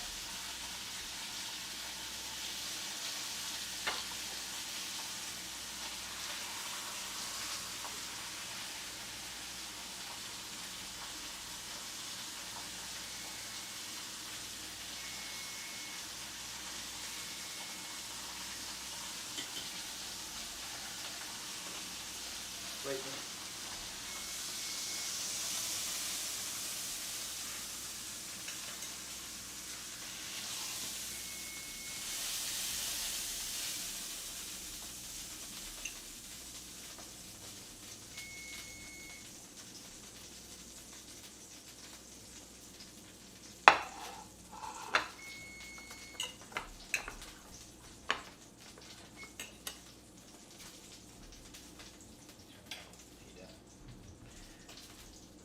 So what I did with the thermometer is I inserted it into various parts of the meat. And you can see here it's sitting at 133. There's 142. There's 160. So you can see it varies based on where it's at.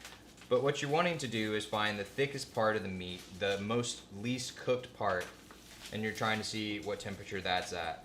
So one thing you're worried about is food safety. Another thing is how well done the thing is. And so you can see in some of these areas I've gone maybe a little high because we're looking for a medium rare, which I believe off the top of my head is between 130 and 135, which I'll confirm that real quick.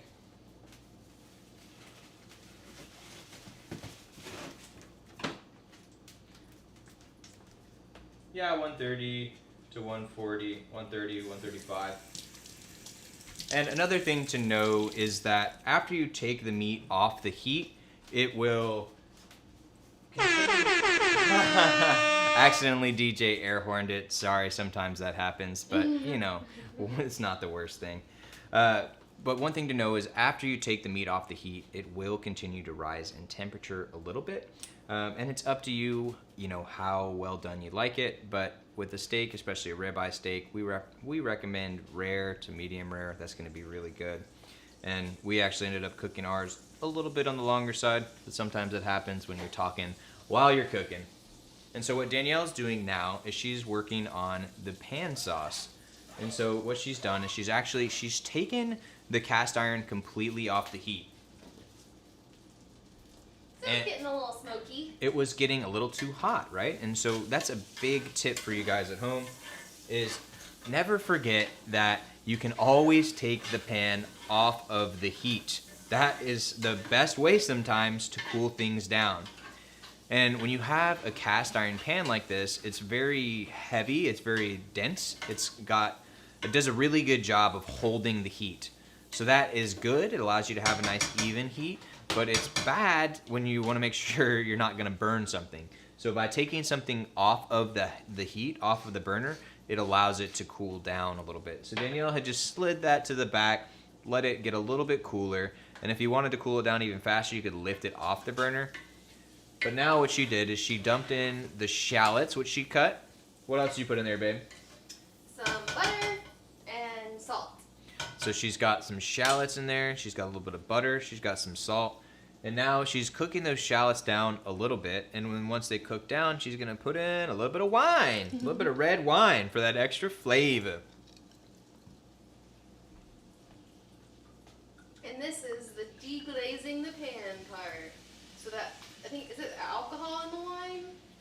That, like, when it sizzles with the crusty bits that have fallen on there, like it helps lift them off the pan and combine them with the sauce and flavors meld. She got all that right except for the alcohol part. Whatever. Basically, it's the liquid is helping to dissolve those yummy bits that have cooked onto the pan. That's called the fond, F-O-N-D. And of course, we talk about that more in the course. But now what Danielle has done is she added a little bit of red wine, and she's going to let that kind of sit there and simmer. And it's going to grab those flavors that were on the pan. It's going to grab the flavors from the shallots.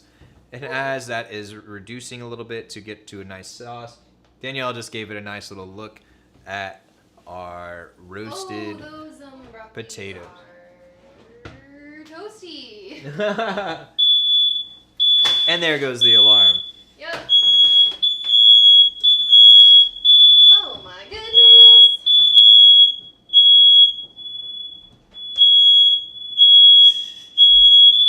Our neighbors love us.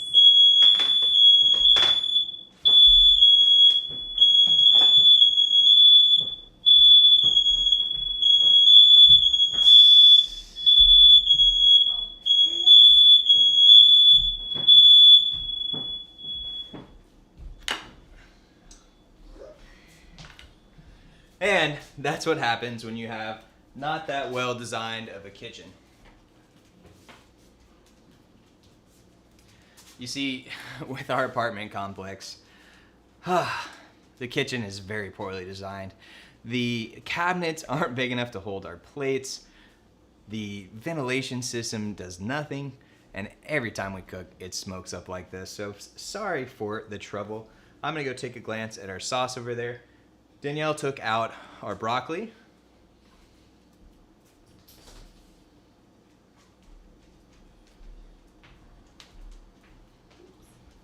Mmm. Is it toasty? Roasty toasty. Yeah, and then I think the potatoes are probably good if I just turn off the oven. They'll just sit in there keeping warm. Yeah, and so that was a trick that we taught you guys yesterday as well, which is, you know, especially if you're doing roast vegetables that can maybe last a little longer. There goes our alarm again. Oh, it thought about it. Oh. And in case you have Oh, smoke just- detectors in your house that go off, in case you probably couldn't see what we were doing off camera, I just grabbed some of these towels and I went and did this waving motion just to move the smoke away from the detector. And of course, they also have the button you can press on them to silence the alarm. But sometimes you just need to drink your whiskey sour and enjoy yourself. Cheers. Cheers!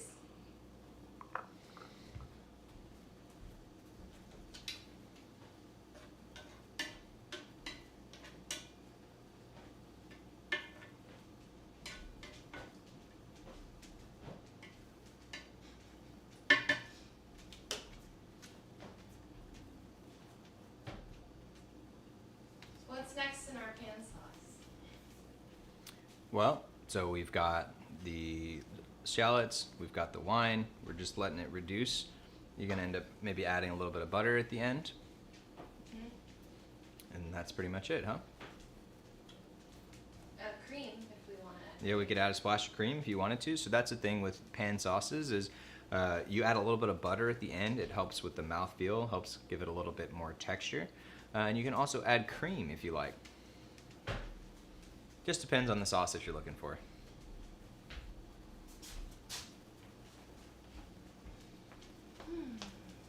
Okay. Was just fanning the, what's it called? Fire alarm.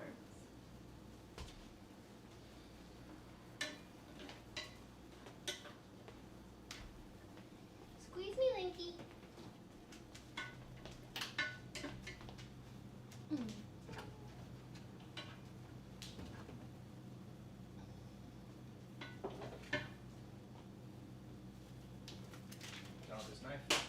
Yep. All right, so as our sauce finishes simmering, let's go ahead and prepare our dessert. So what Danielle's gotten out now is tapioca pudding, which in case you've not heard of tapioca pudding before, it's basically kind of like, I don't know, I like to think of the the Air Bud pudding cups. You know, it's got that kind of pudding flavor, but it also has these little balls of tapioca, which are kind of like little chewy pearls. So it gives a really fun texture to chew on. And the flavor is just kind of neutral, maybe a little vanilla-y. Mm-hmm. And it's just a nice light dessert that we like to serve up in some ramekins. Well, why don't you get the clear ones? Or do you like those better? Well, let's do one of both. Why not? Okay. Show them both.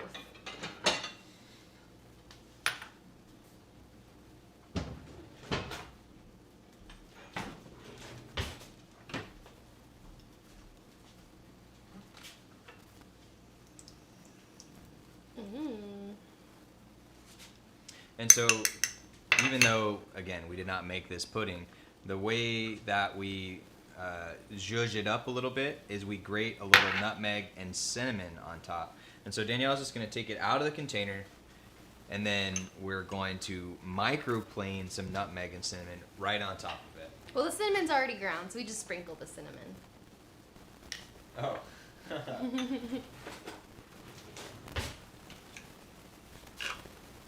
Go ahead, sprinkle that cinnamon. Doo-doo-doo-doo. And here's your microplane. Wonderful.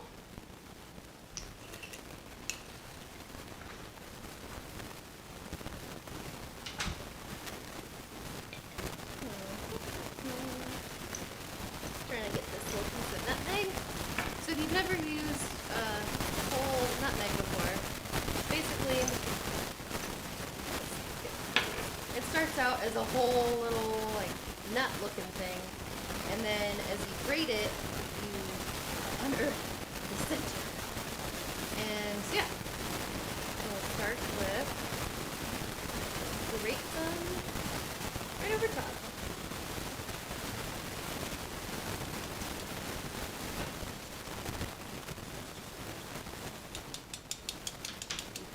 There's that one. And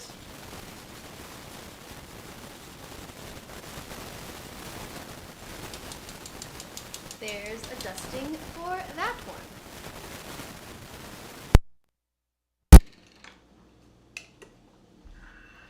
So here we got your zhuzhed up desserts. And again, the big point with this is that you want to pick and choose your battles. You know, as you're cooking this meal to try and impress your date, you want to make sure you don't try and do too much. That's probably one of the biggest mistakes that happens when people try to start cooking is they're like, oh, I'm going to do it all. I'm going to cook the big fancy meal. And then they get all stressed out and overworked. And then they're like, oh, I'm never going to do this again. Well, part of it is just choosing what you're going to work hard on. So in this case, you get a dessert that, you know, it's also kind of fun because it jiggles. But you can also just scoop this out in advance, get that all ready to go, have it in your fridge. So right after you're done eating, you just pull it out as a nice little surprise. Maybe you have some fresh berries. If you want to make it a little nicer, you could put a little raspberry, blackberry on top, maybe one of those, a couple of those sprigs of mint to make it look a little bit even fancier. And of course, if you want to go bigger on the dessert, one dessert that we cook in our course is it's an angel food cake with strawberries that are sliced, and it has a nice, very good powdered sugar lemony glaze. It's so good, but it's so easy, and it's actually relatively healthy for you. So definitely check that one out. You just buy angel food cake, slice it, toast it, and then you make a real quick, easy glaze. It's impressive, it's tasty, it's kind of healthy too, and it's easy. So that's another one if you guys want to check that out. And of course, one other one that I wanted to mention was there's banana ice cream. And you can just Google this, and there's lots of different recipes on how to do it, but it's pretty simple. You basically just cut up some bananas, you freeze them, and then you end up blending them. Maybe you add a little bit of milk, and then you end up with this thing that's kind of got the texture like ice cream. And then you can put some chocolate chips on top. Maybe you put some walnuts. Maybe you want a little chocolate syrup. You know, it's up to you how you want to, zhuzh it up, like we like to say tonight, evidently. But yeah, the bottom line is there's so many little quick, easy desserts you can do that taste good, but they're still decently healthy. And they don't all have to be healthy, let's be real. But if you want something that's not too unhealthy. So Danielle's working on that pan sauce. How's it coming together, Danielle? I think it's reduced, and we're ready to add some cream. I think that was into our other one we added some mustard. I don't know if we want to add anything else besides cream here, but No, I think that's good. yeah. And so when she says reduced, what she means is there's less liquid. It's gotten a little thicker. And what you can do is you take your spatula and you run it through. Take the spatula. As you run it through, you can see if the liquid's not immediately kind of coming back in, you can see it starting to thicken up a little bit. And in this case, we also have a lot of shallots just because we really like shallots and they add a lot of flavor. But now Danielle's going to add a little bit of cream to add just another dimension to the sauce, add another little texture, a little bit extra flavor, and turn it into a cream sauce. And so she just added a little bit of a splash. She'll mix it in to incorporate. And depending on kind of what texture you're going for, how thick you want it, you could just be done right away, or you could let it sit for a little longer. Yeah, we can just let it sit on low while we plate up the rest. other stuff, and then... Yeah, sounds good. And in the course, we talk about some additional things. If you want to, for example, make a thicker sauce, there are things you can do with a cornstarch slurry or also with a roux in order to get a sauce that is more voluptuous. So let's go ahead and get a plate going. What do you think, Danielle? Sure.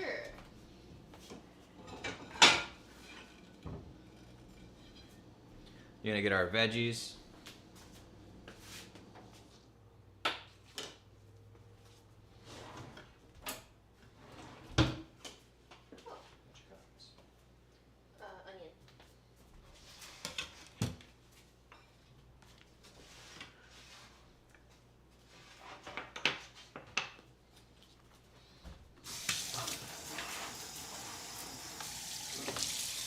give that cutting board a quick rinse. And wipe.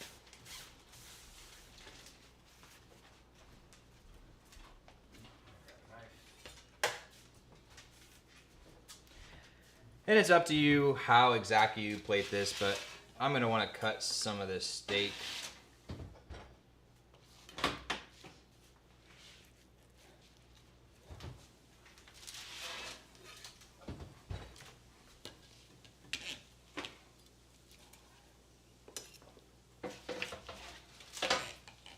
Now, this steak isn't the thickest of steaks. If you had a thicker steak, this would make a bigger difference, but I'll go ahead and show you anyways. What you want to do is you try and cut it at an angle, cut it at a bias, kind of like 45 degrees. And I should use a better cutting board because this is moving all around on me. So let me just grab that.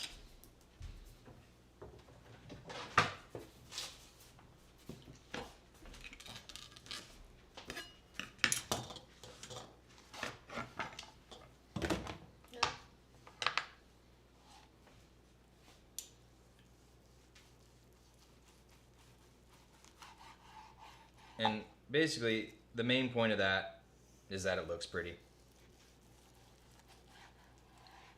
And you can see we still have that kind of pink color in the middle.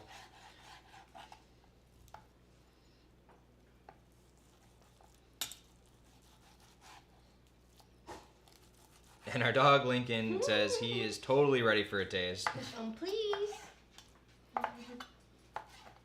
Which he's not going to get. Whoa. But I will.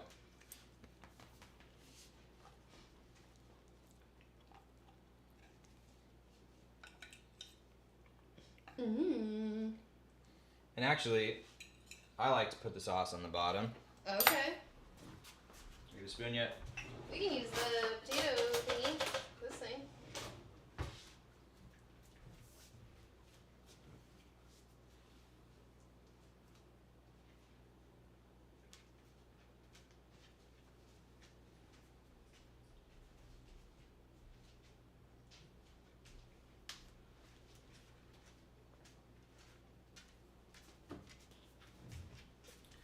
And look at what a nice kind of purple, creamy color this has become.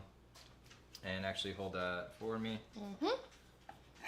And then I like to put the sauce on the top, on the bottom, so you can still see the beautiful steak. Yum.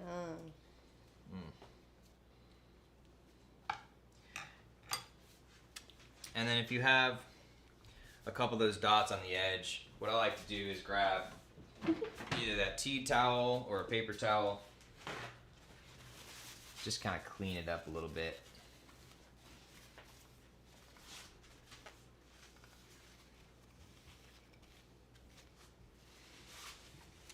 And there you go.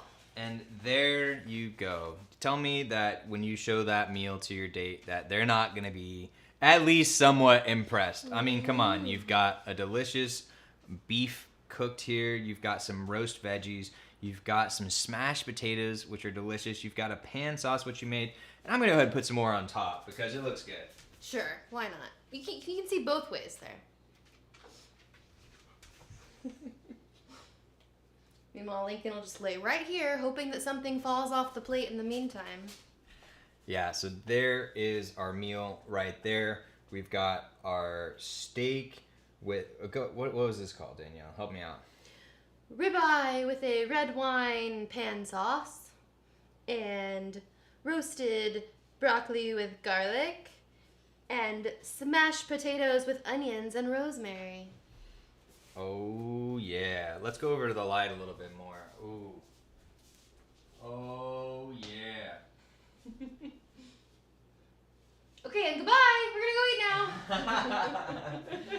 now. And, with that, thank you guys so much for joining us this week. It's been quite a journey. We've now been with you for 5 days. And today, of course, went a little bit longer because we were cooking the entire meal from the beginning to end.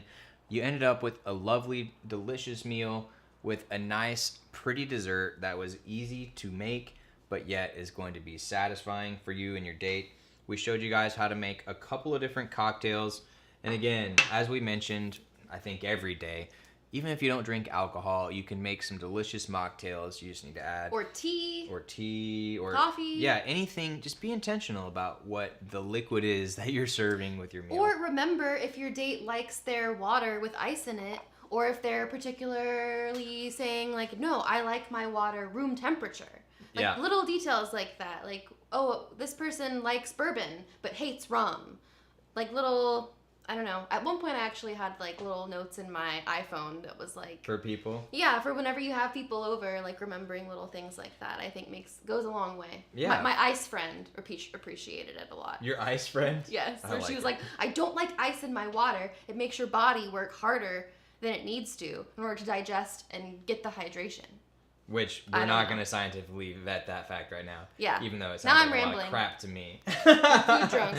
But the bottom line is, now we have this amazing food, and we're hungry, so we're going to go eat this. But you guys, hopefully you learned a couple things this week, because every single day we taught you something new, and it all culminated in this amazing meal that you can put together.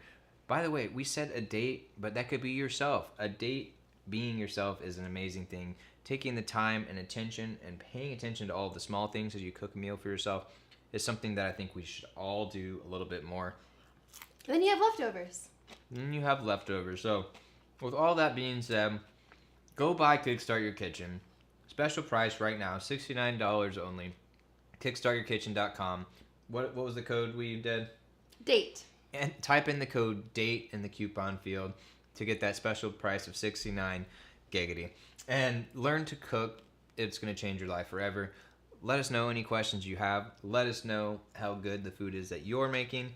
And share all the things on the socials. But with that, everyone have a wonderful day. Happy Friday!